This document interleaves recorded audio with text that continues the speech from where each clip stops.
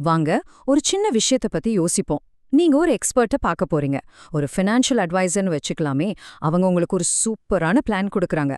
ஆனா உங்க மனசுல ஒரு சின்ன சந்தேகம். இது இன்னொரு தடவை செக் பண்ணா நல்லா இருக்குமேன்னு தோணுது.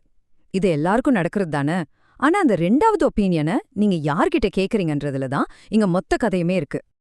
இன்னைக்கு நாம பார்க்க போற இந்த ஆய்வுல ஒரு ரொம்பவே ஆச்சரியமான விஷயம் தெரிய வந்திருக்கு. என்னன்னா, இந்த மாதிரி எக்ஸ்பர்ட்ஸ் இருக்காங்க இல்லையா, அவங்களோட வேலைய இன்னொரு மனுஷன் செக் பண்றதை விட ஒரு ஏஐ, அதாவது ஒரு சாட்பாட் செக் பண்றது தான் அவங்களுக்கு பெரிய அவமானமா இருக்காம்.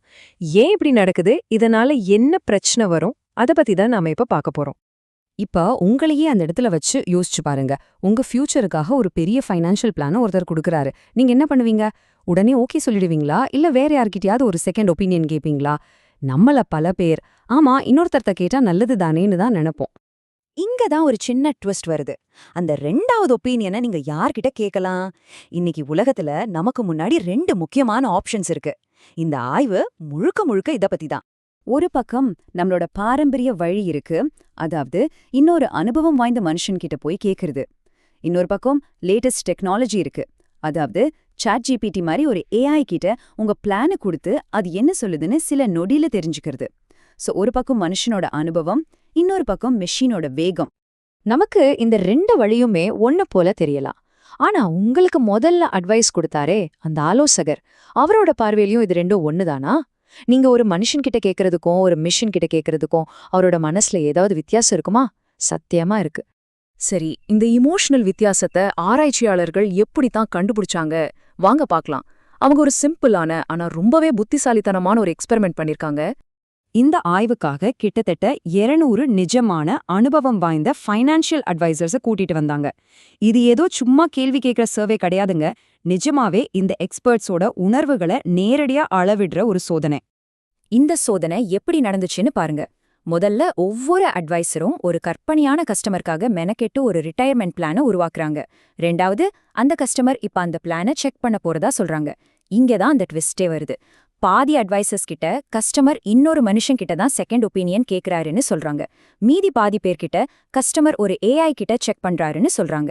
கடைசியா அவங்க எல்லார்கிட்டயும் உங்களுக்கு எவ்ளோ மனசுக்கு கஷ்டமா இருந்துச்சுன்னு 1ல இருந்து 7 வரைக்கும் ஒரு ஸ்கேல்ல ரேட் பண்ண சொன்னாங்க.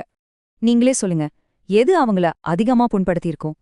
கூட வேலை பார்க்குற இன்னொரு எக்ஸ்பர்ட் நம்ம வேலையில குறை சொல்றதா, இல்ல ஒரு மெஷின் நம்மளோட திறமையே கேள்வி கேட்கறதா? ரிசல்ட் ரொம்பவே ஷாக்கிங்கா இருந்துச்சு. இப்ப இந்த ஆய்வோட முக்கியமான முடிவுக்கு வருவோம். அவங்க மனசுல பட்ட கஷ்டத்தோட அளவு என்ன? வாங்க பார்க்கலாம். இப்ப இந்த கிராஃப பாருங்க, ரொம்ப தெளிவா புரியும். இன்னொரு மனுஷன் செக் பண்ணப்போ அட்வைசர்ஸ் எவ்ளோ புண்பட்டதா சொன்னாங்கன்னா 7க்கு 2.26 தான். ஆனா ஒரு ஏஐ செக் பண்ணப்போ அந்த அளவு கிட்டத்தட்ட 3.05க்கு போயிடுச்சு. இது சும்மா சின்ன வித்தியாசம் இல்ல, ரொம்ப ரொம்ப முக்கியமான வித்தியாசம். சிம்பிளா சொல்லணும்னா, நம்மள மாதிரி ஒரு மனுஷன் நம்ம வேலையை செக் பண்றதை விட ஒரு மெஷின் செக் பண்றது தான் இவங்களுக்கு பெரிய அவமானமா இருந்திருக்கு. ஆனா ஏன் இப்படி? யோசிச்சு பாருங்க. ஒரு மெஷின் அவங்களோட பல வருஷ அனுபவத்தை, அவங்களோட அறிவை, ஒரு மனுஷனா அவங்க காட்டுற அக்கறைய எல்லாத்தையும் கேள்வி கேட்கிற மாதிரி அவங்க உணர்றாங்க. ஒரு மனுஷனுக்கு இருக்கிற மாதிரி அந்த ஏஐக்கு சூழலை புரிஞ்சுக்கிற தன்மையோ இல்ல உணர்ச்சிகளோ கிடையாது. அதனால ஏஐ சொல்ற கருத்து வெறும் கணக்கு சரிபார்க்கிற மாதிரி இல்லாம உனக்கு ஒண்ணுமே தெரியலன்னு சொல்ற மாதிரி அவங்களுக்கு தோணுது. இது வெறும் ப்ரொஃபஷனல் கிரிட்டிசிசம் இல்ல, ஒரு பர்சனல் அட்டாக்கா மாறிடுது. சரி, அட்வைசர்ஸ் கொஞ்சம் ஹர்ட் ஆகுறாங்க, அதனால என்ன பெரிய பிரச்சனை வந்துற போகுதுன்னு நீங்க நினைக்கலாம். ஆனா விஷயம் அவ்ளோ சிம்பிள் இல்ல. அவங்களோட இந்த சின்ன மன கஷ்டம் உங்களுக்கும் அவங்களுக்கும் இருக்கிற உறவுல நமக்கே தெரியாம ஒரு பெரிய விரிசலை உண்டாக்கலாம். இத பத்தி இந்த ஆய்வோட இணை ஆசிரியர் மௌரிசியோ பால்மிரா என்ன சொல்றாருன்னா, ஏஐ உங்களுக்கு நிறைய தகவல்களை கொடுத்து உங்களை இன்னும் விவரமானவரா மாத்தலாம். ஆனா அதே நேரத்துல நீங்க ஆலோசனைக்காக நம்பியிருக்கிற அந்த நிபுணரோட உங்க உறவை அதை சத்தமில்லாம சேதப்படுத்தவும் கூடும்னு சொல்றாரு. இதனால உங்களுக்கு என்ன பாதிப்பு வரும்னு பார்க்கலாம். முதல்ல, உங்க அட்வைசரோட இருந்த நல்ல உறவு உடைய ஆரம்பிக்கும். ரெண்டாவது, அவருக்கு உங்க மேல வேலை செய்யறதுக்கான உத்வேகமே குறைஞ்சு போகலாம்.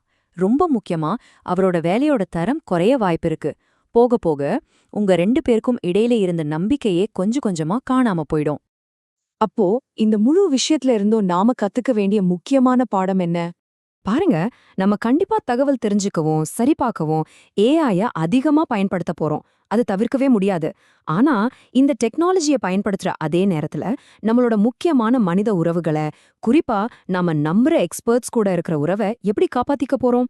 ஒருவேளை ஏஐ கிட்ட செகண்ட் ஒப்பீனியன் கேட்கறதுக்கு பதிலா நம்ம அட்வைசர் கிட்டே போய் இத பத்தி இன்னும் கொஞ்சம் விளக்கமா சொல்ல முடியுமான்னு கேட்டா நல்லா இருக்குமோ? இது நம்ம எல்லாரும் யோசிக்க வேண்டிய ஒரு முக்கியமான கேள்வி.